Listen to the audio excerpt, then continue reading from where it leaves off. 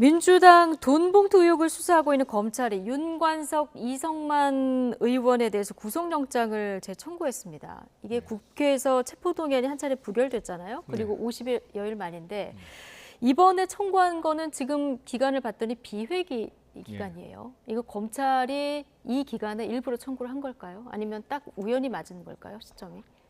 아무래도 지난번에 체포동의안이 부결된 이후에 기소나 불기소 처리를 안 하고 들고 있었죠. 물론 뭐 불기소의 가능성은 거의 제로에 가깝습니다. 왜냐하면 구속영장을 쳤던 사건이기 때문에 기소를 안 하고 들고 있었는데 그 50일 기간 동안 아무래도 증거 보강이나 뭐가 더 이루어졌겠죠. 그리고 이번에 불체포 특권의 남용에 대한 국민적 비판이 너무 높아지자 더불어민주당이 약 20일이 조금 안 되는 기간 동안 비회기를 잡기로 했어요. 그러니까 거의 1년 만에 비회기가 한 20일 정도 잡히게 된 것인데 그러다 보니까 국회 회기 중에만 활용할 수 있는 불체포 특권이 금지되는, 금지라기보다는 뭐 불체포 특권을 사용할 수 없는 기간인 비회기에 영장 청구가 이루어진 것이고, 그러면 진정한 사법적 판단을 받아볼 수 있는 기회가 생긴 것이고, 그동안 더불어민주당이 그렇게 주장해 왔던 잘못된 수사, 뭐 정치 수사, 그리고 증거도 없는데 구속영장 청구를 했었다라는 주장에 의하면 법원에 의해서 그 영장 재판의 결과로 나오겠죠. 정말 잘못된 영장 청구라면 법원에서 알아서 기각하지 않겠습니까? 그래서 진정한 사법적 심판을 받아볼 수 있는 기회가 왔다, 이런 생각이 듭니다. 그동안 민주당이 무리한 검찰 수사다 이렇게 주장한 만큼 오히려 진정한 사법적인 판단을 받아볼 기회가 왔다, 이렇게 얘기를 하셨는데요. 자, 어쨌든 이 두 의원은 이제 법원에 가서 영장 심사를 바로 받아야 되는 상황이 됐고, 오늘 두 의원 좀 반발하는 목소리도 나왔는데, 그런데 오늘 김한규 원내대변인 얘기를 들어보면은 일단은 저희 당 의원이 아닌 상황이다, 이렇게 얘기해서 좀 선을 긋는 듯한 분위기도 느껴졌거든요. 자, 당내 분위기는 어떻습니까? 당내 분위기는 모릅니다. 모릅니까? 왜냐하면 의원들하고 이 부분에 대해서 이제 오늘 있었던 일이기 때문에 직접 뭐 통화를 해본 일은 없는데, 저는 지금 동일 사안에 대해서 영장을 청구한 게 제가 이제 뭐 변호사나 이런 쪽에 업무를 보고 있는 것은 아니기 때문에 저게 한 20년 만에 있는 일이라 그래요. 아주 전례가 없는 일이라고 합니다. 근데 이제 지금 김영남 의원은 아마 보강이 됐을 것이다라고 이제 이렇게 추정을 하는데, 저는 이런 건 때문에 검찰이 수사를 하는 게 아니라 정치를 한다라고 하는 비판을 받고 있다. 무슨 말씀이냐면, 저 돈봉투 문제로 민주당을 무척 부패한 정당으로 몰고 저걸 갖고 전국의 플래카드를 수만 건을 걸었습니다. 그러면 자, 돈봉투를 저분들이 뿌렸는지 받았는지 어쨌든 저분들은 이 전당대회에서 주된 행위자가 아니에요. 주된 행위자 누굽니까? 송영길 당대표였었어요. 근데 송영길 당대표는 검찰에 가고 왜 나 소환하지 않냐, 나를 수사해라, 주위에 있는 사람 괴롭히지 말고. 근데 지금도 송영길 대표는 소환하지 않습니다. 만약에 이게 정말 문제가 있다라고 하게 되면 행위의 주도자인, 전 주범이라는 표현을 쓰지 않습니다. 왜냐하면 저는 여기에 범죄적 행위가 있는지 잘 자신이 없기 때문에 주도한 행위자인 송영길 대표를 부르는 게 맞죠. 그리고 그 다음에 이상만, 뭐 윤관석 의원들을 부르는 게 맞습니다. 근데 이분들을 부르고 이분들이 기각이 됐는데 또 하는데, 그러니까 비회기 중에 한 거는 저는 왜 정치라고 보냐면, 국민들에게 민주당은 부도덕한 집단이다라고 하는 이미지를 더 씌우기 위해서 또 영장을 청구한 것 아닌가. 그렇다고 한다면 정말 이거를 문제가 있어서 발본색원을 하고 싶다라고 하게 되면 송영길 대표를 부르는 게 맞습니다. 또 하나는요, 6천만 원이라 그랬거든요. 그리고 한동훈 개별 수사에 관여하고 있는 거로 저는 보이는데, 한동훈 장관이 국회에서 뭐라 그랬냐면요, 여기 있는 20명이라 그랬어요. 왜냐하면 300만 원씩 줬다고 하니까 6천만 원을 300만 원 나오니까 20명이 나오는 겁니다. 이게 수사입니까? 정치라고 있는 거죠. 그래서 제가 보기에는 이분들이 영장을 청구해서 법의 심판을 받고 이걸 따져보는 것은 피할 수 없는 일이에요. 저는 예. 했다는 거예요. 다만 이렇게 가는 과정에 있어서 국민들이 진실을 좀 제대로 봤으면 하는 생각입니다. 네. 영장이 발부되든 기각되든 뭐 검찰이든 민주당이든 한쪽은 좀 타격을 받을 수밖에 없는 이런 상황이 된 건데요. 지금 말씀하신 그 궁금한데 송영길 전 대표는 왜 아직 소환을 안 하는 그건 좀 겁니까? 설명을 드리겠습니다. 네. 원래 수사는 이게 지금 전당대회 돈봉투 사건이 한두 사람에 의해서 이루어진 범행이 아니잖아요. 이게 돈을 만들어서 전달한 사람도 있고 그 중간에 뭐 이정근 부총장도 있습니다만 네. 윤관석, 이성만 의원은 이거를 전달받아서 이제 소위 뿌린 역할을 했다고 지금 혐의를 받고 있는 것이고 이렇게 여러 사람이 관여된 조직적으로 이루어진 범행에 있어서는 그 조직적으로 이루어진 행위의 최고 정점에 있는 사람을 가장 나중에 부르는 게 맞습니다.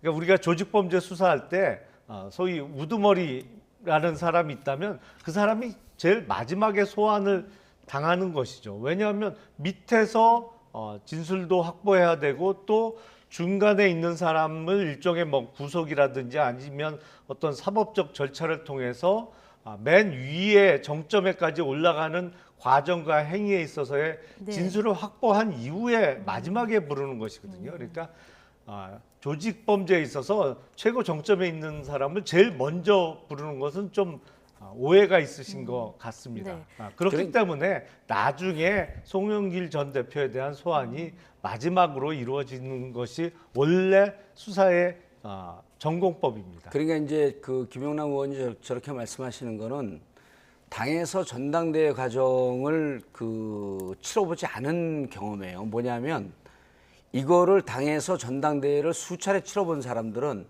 지금 조직적인 범행이라고 그랬잖아요. 검찰 주장이거든요.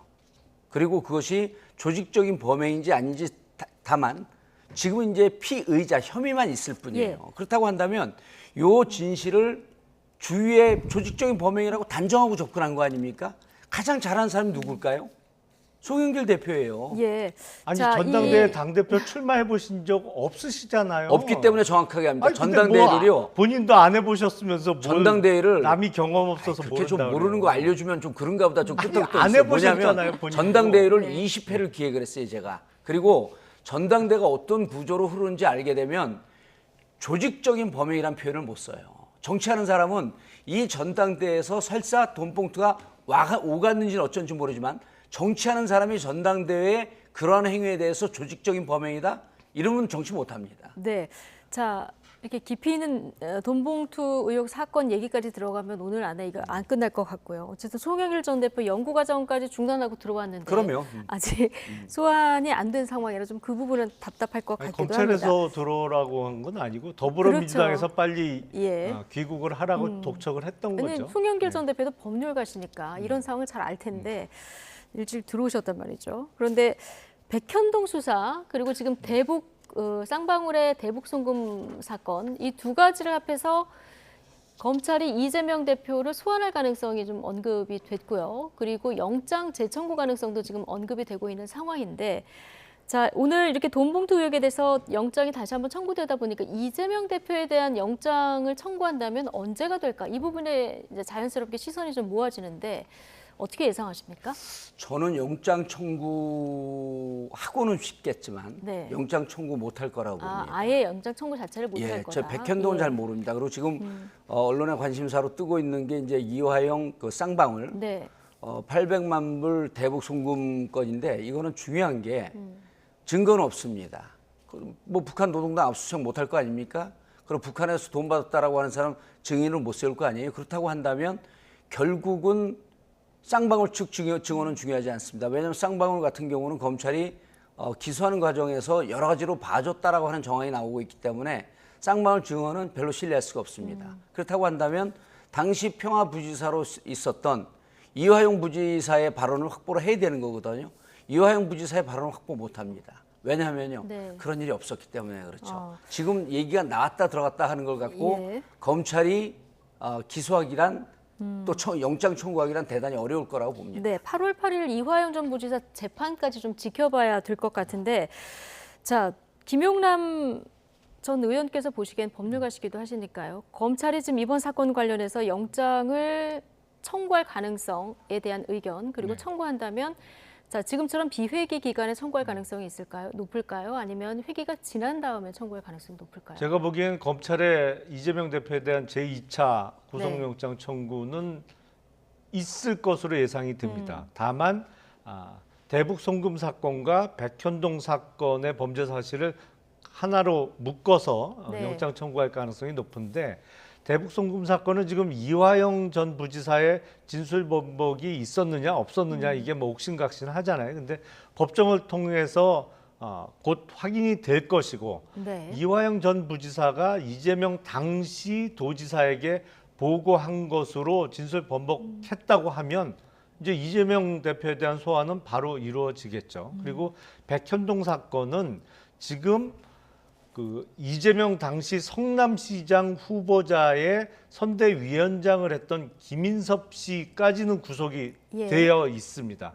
이제 김인섭 씨가 인허가 과정에서 주로 접촉했다고 하는 정진상 실장에 대한 소환 조사가 곧 이루어질 것이고요. 항상 그렇듯이 정진상 실장의 이 벽을 넘어야 그다음 이재명 네. 대표가 나오는 것이거든요. 그래서 지금 남은 수사 절차로 봐서는 만약에 비회기가 8월 15일까지다 그러면 8월 15일 전에 2차 영장이 청구되기는 조금 시기적으로 그건 좀 어려울 것 무리가 같아요. 아닌가라는 생각이 들고 네. 아마 9월이나 10월쯤 네. 2차 구속영장이 청구될 가능성이 좀 높다고 네. 생각이 됩니다. 요 부분은 좀 밝힐 필요가 있을 것 같은데요. 짧게요. 예, 네. 예.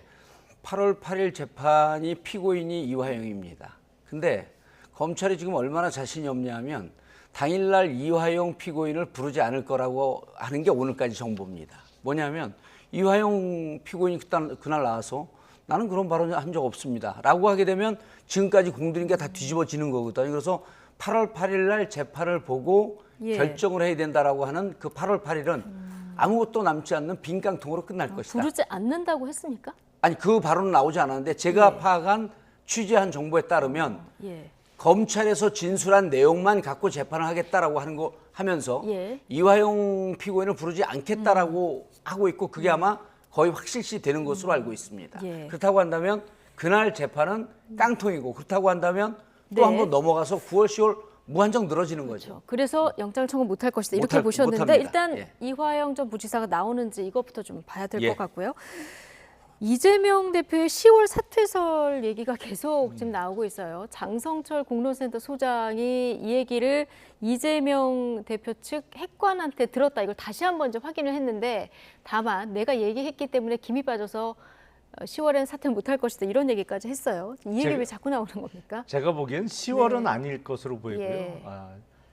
그 더불어민주당의 당원 당규에 의하면 대표의 남은 자녀 임기가 8개월 미만이 돼야 전당대회를 안 치러도 되거든요. 근데 네. 10월에 사퇴하면 남은 임기가 10개월 정도 남는 것이거든요. 예. 이재명 대표의 임기가 내년 8월까지니까. 그러면 전당대회를 지금 다시 해야 되는 다시 해야 되는 상황이죠. 예. 그러니까 사퇴를 하더라도 10월은 제가 피해서. 보기엔 절대 아닌 것 같고 만약에 사퇴를 하게 되는 상황이 온다고 하면 자녀 임기가 8개월이 채 남지 않은 12월 하순 이후가 될 가능성은 있겠죠. 네. 뭐 이런 그렇게 의미에서 생각이 그런지 정청래 의원이 초겨울 주의보를 발령했는데 자 어떻게 보십니까, 정몽주 의원님? 장성철 소장이 한 3, 4일 동안 장사 잘해 먹었죠.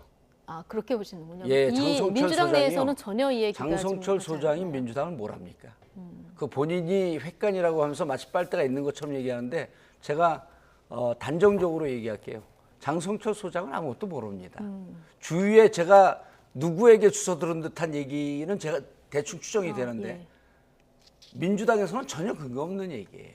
그럼 민주당은 지금 이것이 당대표가 사퇴를 하고 전당대회로 갈 거냐, 비대위로 갈 거냐, 이재명 대표 체제로 갈 거냐 여러 가지 가능성이 있지만 민주당 내에서는 사실 의원들도 이 부분에 대해서 관심을 갖고 논의하는 의원들조차도 별로 없어요. 아 그렇습니까? 예, 그러니까 그러나 밖에서만 장성철 소장님 아니더라도 왜 10월, 12월 이렇게 사퇴설이 좀 흘러나오긴 했었잖아요.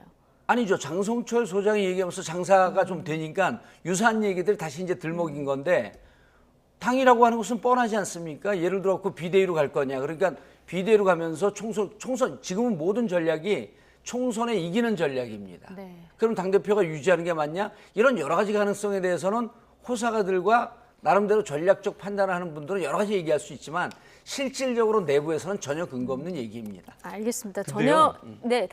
제가 보기엔 정청래 의원이 12월 이후에 이재명 대표를 이제 검찰이 됐던 당 내부에서 마구 흔들 수 있다 뭐 이러면서 네. 주의보 얘기를 하는 건 마치 제가 듣기에는 12월 이후에 정청래 최고위원이 자신이 당 대표를 하겠다 이런 얘기를 자꾸 들려요. 그렇게 들려요? 참. 예. 그렇게 들리십니까? 어떻게 보십니까? 시간이 없지만 짧게만 의견 듣겠습니다. 그거는 불가능합니다. 아까도 일정을 말씀 주셨는데 이제 12월이 되게 되면 잔여 임기가 8개월이 안 남거든요. 예. 그러니까 그때는 만약에 당 대표가 유고 사항이 온다면 그땐 비대위죠. 네. 전당대회로 갈 수 없습니다. 그러니까 그때부터는 직함이 당 대표라고 하는 측 만약에 유고가 있다면 저는 없다고 볼 건데 보는 쪽인데 유고가 있다고 하더라도 비대위원장이지 당 대표는 아닙니다. 그러니까 중앙위원회에서 선출할 수 있지 불가능합니다. 않습니까? 비대위로 8개월 갈 미에. 거다. 불가능합니다. 예, 중앙위에서 선출하거나 비대위로 가거나 둘 중에 하나를 해야 되는데 예, 근데- 정봉주 의원님 보시기에는 예. 비대위로 그렇게 되면 비대위로 갈 것이다. 이렇게 지금 전망을 하시는 그렇죠. 거죠. 왜냐하면 예. 전당대회가